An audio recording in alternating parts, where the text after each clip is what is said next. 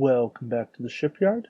Today we are talking about the 4th Division Battleship from the Dominion faction, Wave 3. The base stats are 6 attack, 0 agility, 7 hull, 5 shields. Means that the ship comes in at 36 points.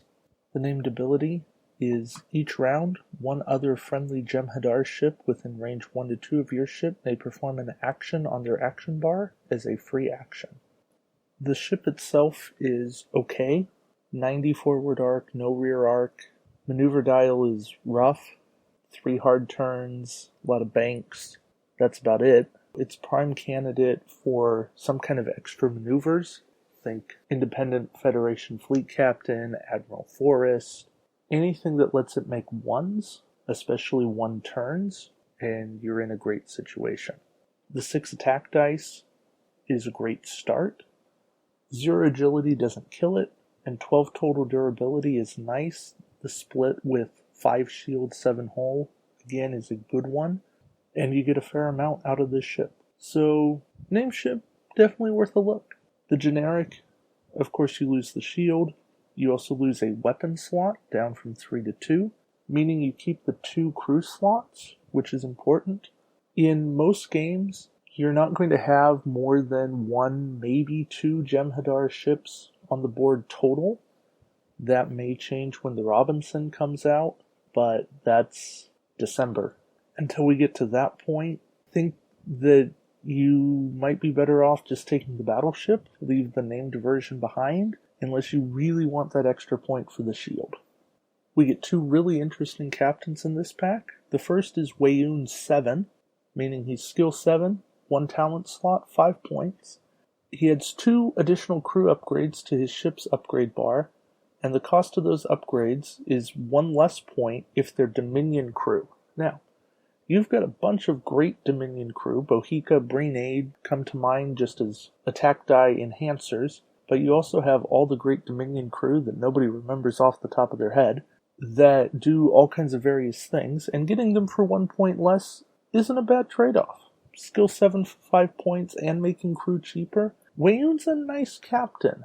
I don't know that his true place is on the Battleship, but Weyoun on a Keldon class or a Galler class is certainly not a bad option. The other captain in this pack is Gelnon. He's skill 5, no talent slot, 3 points. And his ability is action. Target an enemy ship in your forward firing arc within range 1 and immediately roll 2 attack dice. The target ship does not roll any defense dice against the attack and sustains damage as normal. And if you roll a battle station result, place 1 battle station token beside your ship. So, things to note. Gelnon's action is not considered an attack, so if you're cloaked when you perform it, you don't flip out of cloak. If you want to put Gelnon on, say, a Romulan science vessel and go out and attack, you can do that. If you want to put Gelnon on a Keldon class or a Galler class, you get the 180 forward firing arc, or maybe a Vulcan Surok class, just a little small ship. Certainly a good possibility there. Another way to look at him is that he's a decent possibility to give you battle stations and maybe do some damage to your opponent. So there's that aspect of things. He works really well in conjunction with Bohica from the Coronac pack, and he's certainly a mid-tier captain that's worth a look in a lot of different situations. So keep Gelnon in mind. For upgrades, we'll start with our elite talent, and that is Ketracel White. Action, discard this card to remove all disable upgrade tokens from all of your Dominion crew upgrades. It has its uses, especially since there's a fair number of Jem'Hadar that disable to do something. It's not amazing, but it's 2 points, and flexibility is nice, especially since it's an action that could re-enable 2 or 3 cards, thus saving you some actions. I'll take it every once in a while. Better for mission play than tournament play, but it's a card worth taking a look at from time to time. I'm going to change up the order here and skip down to weapons.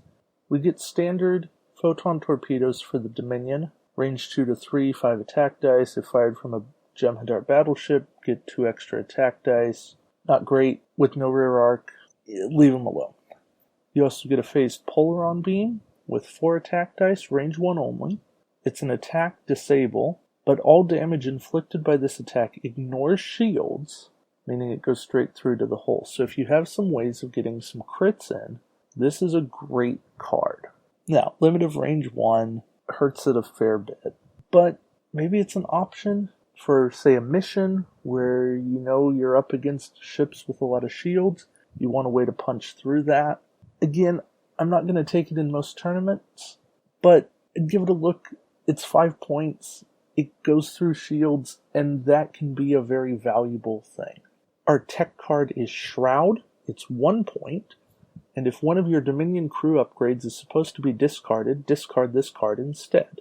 So Shroud is the only reason that I own 2 4th Division battleships. And Shroud's really good for that. It's very rare that we get 1 point cards that are viable, and Shroud enables a lot of shenanigans. With the perspective of Shroud, let's take a look at the Dominion crew. There's 3. I'm going to butcher the names, and I apologize for that ahead of time. First off, we have Kudak Itan. His ability is action, target a ship at range 1, discard this crew, and disable one of your other crew upgrades to disable all crew upgrades on the target ship, even if that ship is cloaked or has active shields. This upgrade may only be purchased for a Jem'Hadar ship. Pretty nice card.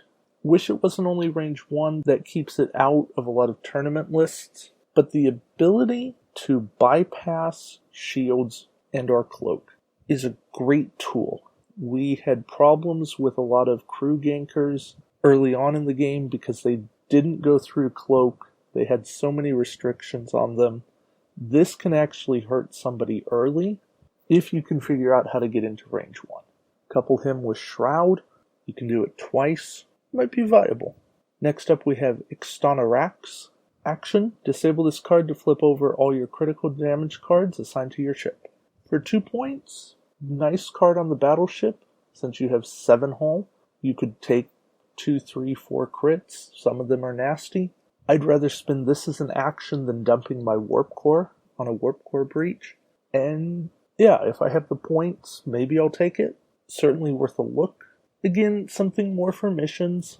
You often don't have the luxury of this in a tournament list, but it's not a bad card.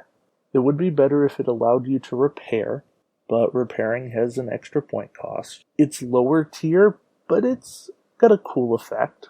And the last crew in this pack is Ikata Ika. When defending, you may discard this card to force one ship that attacks you this round to re-roll any number of their attack dice of your choice, once per die. It can be pretty darn good. It's a nice ability to force someone to re-roll their great roll. Yes, if they have battle stations, it's probably not going to do much. But under a situation where they're relying on target lock, or they're shooting at you with a secondary weapon, and they no longer have the ability to alter their dice, this could save you. His problem is that he's limited to Jem'Hadar ships, or rather he costs 5 extra points for a non-Jem'Hadar ship, so he just becomes cost prohibitive to put on anything else. Where you really would want to see this is on a cloaking ship, even a ship using cloaking device. But in order to get that combo, you're paying too many points. And it just doesn't work. So it's a card that has potential, but you have to pay through the nose to get it to work. And at that point, you're better off doing other things to make it happen. Overall, the 4th Division Cruiser is an interesting ship. The ship itself is decent, but it needs work. It needs help of cross-factioning or the fleet captain in order to be a force, because it just doesn't have the arcs. The captains are interesting. They give you a lot of potential. I like Gelnon more than Weyoun, but that doesn't mean that Weyoun's a bad card. And all the various upgrades give you some cool stuff to do. Now that being said, I think this pack is great for mission play. It puts the Dominion War on the table for you. The problem is that feeling doesn't help you win tournaments. So if you're looking to win tournaments, this is probably a pack that you can skip. But if you're looking for something that's fun, if you're looking for something that's interesting, something that brings out the Star Trek in Attack Wing, and you like Deep Space Nine, then this is a pack to get. So yeah, that's my thoughts on the 4th Division Battleship. I hope you've enjoyed. Thank you so much for watching. Until next time, we'll see you around the shipyard. Take care, guys.